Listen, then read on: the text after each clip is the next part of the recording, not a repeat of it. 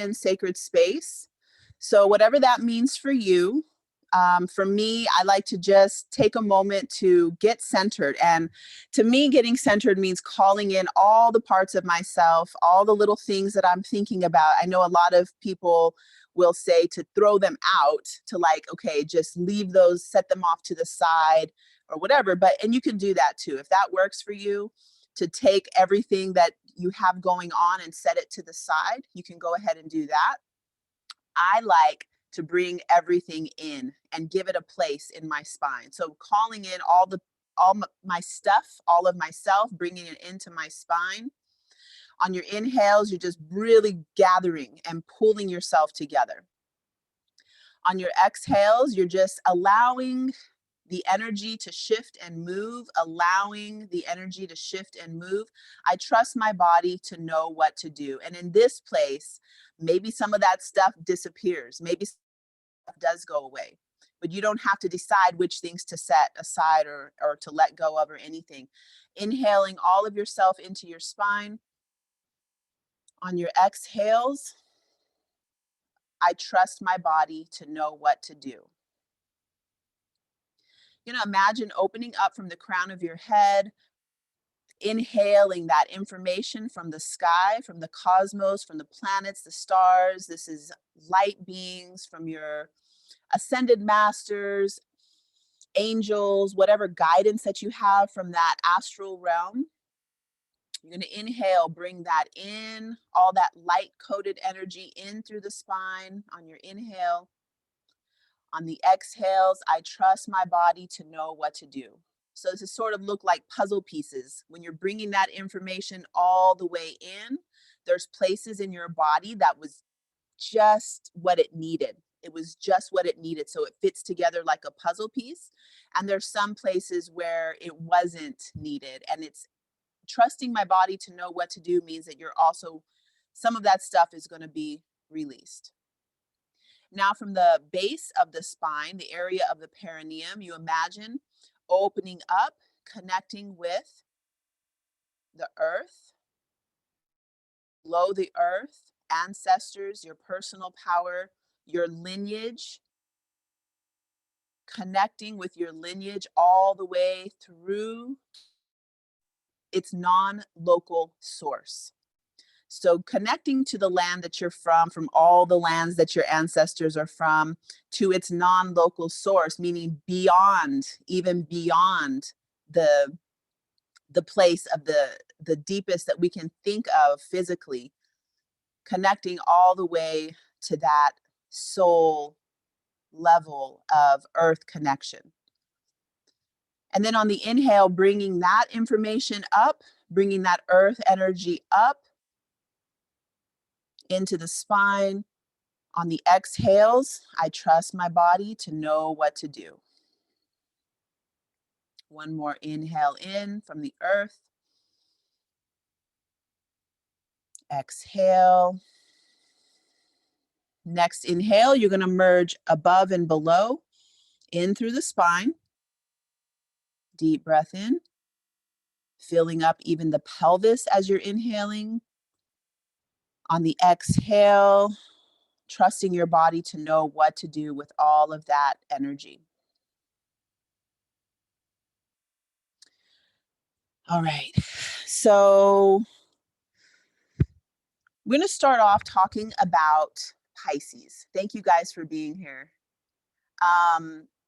Pisces, it's really an enigma. And if you go off of what you read about Pisces on the internet, you will have an idea that Pisces is a drunk, a whimsical, wimpy mess of crying, really flighty, gone with the wind. My dad used to say, he used to say a fart in the wind, but a feather in the wind, like just really not really grounded at all. There is truth to that. And there's a reason for it, and there's more to it than just that. So let's start off going through this cycle of the seasons where, and just quickly moving from Capricorn, the knees, Capricorn climbs to the toppest peak of the mountain, works hard, gets to that top peak of the mountain.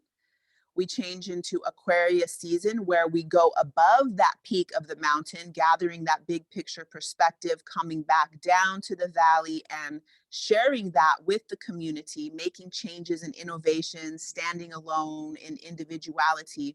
It's a lot of energy in Aquarius. There's a lot of energy in all of them, but a different type. Uh, Aquarius is the ankles and the calves. And then from Aquarius, from that big picture perspective and having all this interaction with the whole and wanting to share all this information, Pisces is where water evaporates and rises, turns to mist. It's water in the form of vapor, mist, clouds, and and it's the feet, so the 2 feet, one foot stepping toward the end, death, one foot stepping toward death, the other foot stepping toward new life, the new beginning. This symbol of the fish also has a lot of other information in it. Um, First of all, we think of that it is also that it's like 2 fish going in opposite directions, one going toward death in the end, the other going toward new life, new beginnings. If you think about this in terms of season, we are just leaving that crisp coldness of Aquarius season. We start to get signs of spring. It's been like 70 here where I live in San Diego. And that um, new life, new hope starts to return. And it's also like a new moon. Pisces season is like a new moon in that it's the ending of the zodiacal year, so the beginning of the zodiacal year. So Pisces is that spot. It would be more like between balsamic and the first crescent that we see. That first crescent that we see is going to be relating with Aries season. But Pisces is that dark spot in between. And when you think about the cycle of the moon and putting Pisces in this section, like everything makes more sense because Pisces is that mystery. It's being in the unknown. The phrase that's coming, being lost, out to sea, surrendering to the whole sea of consciousness. And with that symbol of the fish, we think about the sea of consciousness. We think about 1 foot in the death realm, 1 foot in the life realm. We also think about not just these fish, but the fish representing the whole sea of consciousness, which is also Pisces realm. So during Pisces season, we have this feeling of so Pisces has gone through from Aries all the way through Aquarius. Pisces is able to empathize, have a feeling of compassion for every single sign of the zodiac. Pisces is like an all encompassing of all of the signs, just like the new moon, the dark of the moon encompasses the whole moon cycle. Just like when we're uh, in our womb, when it's the dark of the womb, all potentials are possible. So in Pisces season, all potentials are possible. This relates with the planet Neptune. And um, I'm just getting through this during March. This will be the last hit of a year-long Neptune initiation. And the phrase that has been really overarching theme is that when there's all these possibilities open to you, it is really hard to know what to do. So it's sort of like a time of confusion, as is Pisces season. It's not quite the end of winter. It's not quite the beginning of spring. We're kind of feeling the vibration. Vibrational healing is also part of Pisces realm. We're feeling that vibration and it's dark. So you don't know what's going to happen. So this is where that surrendering comes in. Um, Also with this potential, see, right here is where I would pause the video if it weren't on live. Because I had a thought and it just slipped away. So maybe it's not, it is relevant, but maybe it'll come back to me. So, um,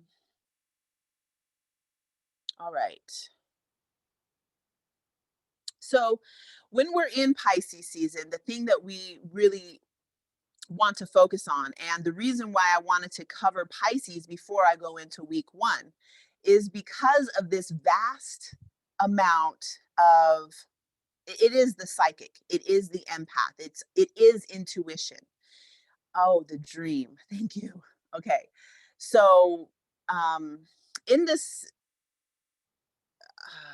layers where we have Earth, and then the planets kind of go out from Moon, Mercury, Mars, Venus, like it goes outward. There's the boundary of Saturn, and then the first planet beyond that boundary is Neptune. And so between Saturn and Neptune, Neptune is the imagination, which paves the pathway for reality, Saturn, for reality to go somewhere. So that dream is Pisces, it is Neptune. And in Pisces season is where we dream. So people are often more sleepy, more reflective, get more introverted, more withdrawn into their own dream.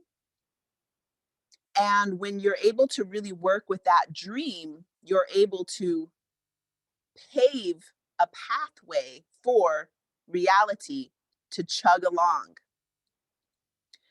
And at this point, I want to also mention the kidneys, because during Pisces season, although it rules the feet, the dream of your life and the dream that you have at nighttime relates with kidneys. And so there could be kidney issues coming up, um, and also just generally take care of the kidneys during Pisces season, because that's going to directly impact your ability to dream, your ability to remember dreams, and um, there's foods that go along with that. So kidney beans, black foods, black sesame seeds, black beans, eggplant, all of the black foods. The color of kidneys is black. It has to do with that time between 10 p.m. and 2 a.m. This is when the kidneys, maybe 3 a.m., some, you know what I'm saying, like that late part of the night where the kidneys regenerate themselves. Okay, so I'll go ahead and leave off there. I think you've got a pretty good overview of what Pisces as an archetype is. Some of the modern mythology of Pisces, I mentioned in the beginning of this video, is that Pisces is a drunk, can't keep it together. They're just a crying mess. There's a guy on YouTube, I can't remember his name right now, but oh my God, he does this like 12-minute uh it's like a meme video about Pisces. It's like dating a Pisces or something like that. I'll share it on my Instagram sometime during Pisces season, maybe later today. Because it's so funny and accurate, but it's not the whole story. It's funny and accurate because I can really relate. And I was born during Pisces season, and I have 5 planets in Pisces, and so I can say really is this like because of this the split, right? Those 2 feet, that foot in death and the foot in life. The foot in death wants to escape. It wants to get out of the embodied experience. And so with that, there is a like drug use, alcoholism, um, whatever's going to take you into that space of, I'll call it mystical. And then there's this other foot in life that's very loving and compassionate, because we have seen the whole circle. We have empathized with every part of the zodiac. And there is a sincere longing to share the gifts and to be medicine, to be medicine for every person, every animal, every situation that shows up in the Pisces realm.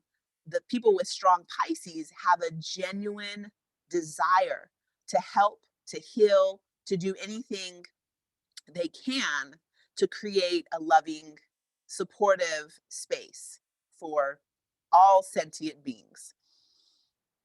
And that can, until you find a way of really embodying your own Pisces nature, wherever Pisces is on your chart, it can be a place of escapism.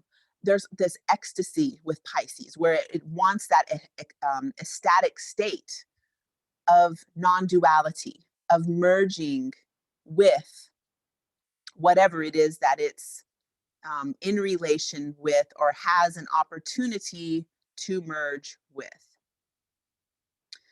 So I want to go ahead and get into some of the astrology for